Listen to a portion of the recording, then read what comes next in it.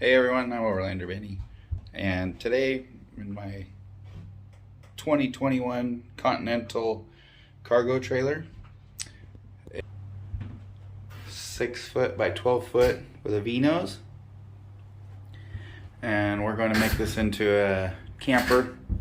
So right now, I'm going to show you a little bit.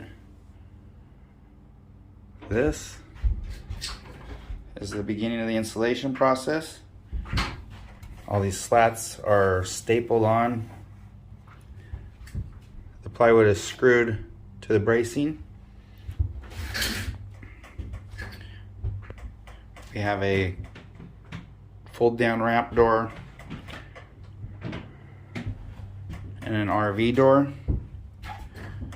A couple of sets of plans I just kind of sketched out to decide what we want to do.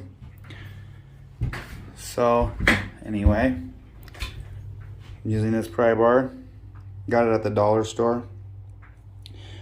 It's obviously leaving all the staples. Those will have to be pulled if you want to reuse the plywood. I'm not sure I'm going to do that. It tears up the wood pretty good, but I've just been sticking it behind there, kind of popping it off as I go. Find a place that it'll fit.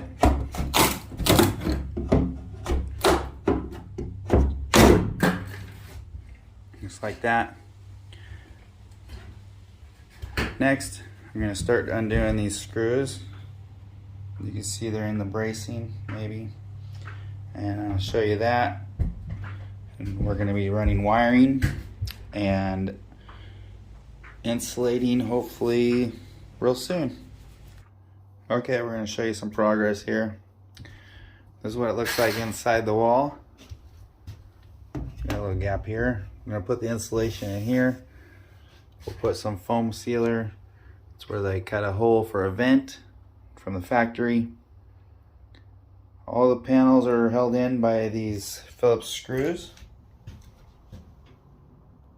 Super easy to take out. You can see they're just pre-drilled and screwed in self-tappers. Come back here, you can see there's a gap between them. One thing I've been doing, which I kind of recommend, is writing on it. So that's the front left bottom of the V, so forth. Got this many out so far, 3 panels. Come back here. Gonna have to take this piece of flashing off to get to the screws behind here. So there's a T15 Torx bit. I'll have to take those off. See, there's a little bit of wiring here for the trailer itself, for the lighting here and there. We'll probably kind of follow the same idea they have, and we'll do spray foam in this gap more than likely, or tuck these in somehow. Haven't got that far yet, how we're gonna do wiring. Again, you're gonna ruin all that stuff, so don't worry about it.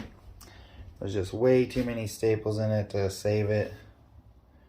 Just tons and tons. So we pry that right off there. You take out the screws. Some are out here, some are still in. You take out the screws, drop the panels off, you're ready for installation. It's easy. You can do this. Okay, I'm taking the flashing off here, and I just wanted to point out the screws. I'm sure you can't really see that in focus there, but they're 8-point. They're not a Torx bit. So I had another one you can't see, but a square head that fit in there good, and so that's how I took them off. 3 bolts holding it in. Maybe some silicone down at the bottom. See, it's just kind of hiding some wiring and few screws back there. So we'll get these screws out, take the rest of these panels off and that flashing, and I'm just gonna cut that silicone at the bottom with a razor knife and pull that flashing out. So we'll be back. Okay, with the silicone unstuck, I labeled it. I already had some arrows on there, so I pushed down on that left. Has this piece of trim as well that kind of not so sharp of an edge that goes around this. So it just screws in with the same screws.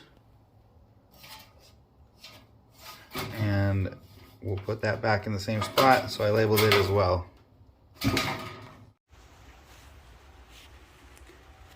Okay, here it is all stripped down. A few wires here and there. I didn't take the door off yet. There's a couple of big bolts coming from the outside.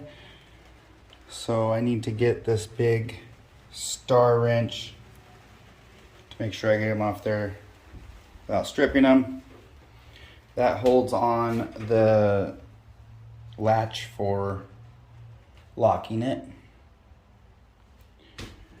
On this side, there was a light in here.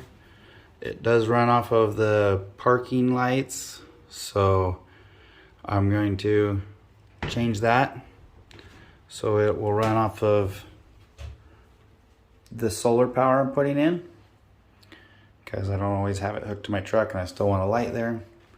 I will also put a light on the outside, probably around this area as well, for a porch light. It looks like we're going to do a couple of windows. I also recommend, I'm saving all my bolts, just a peanut butter container, somewhere to keep them. You can label the top with a Sharpie. And next step, we're going to start insulating. Hopefully, you can see there's a lip right here on both sides.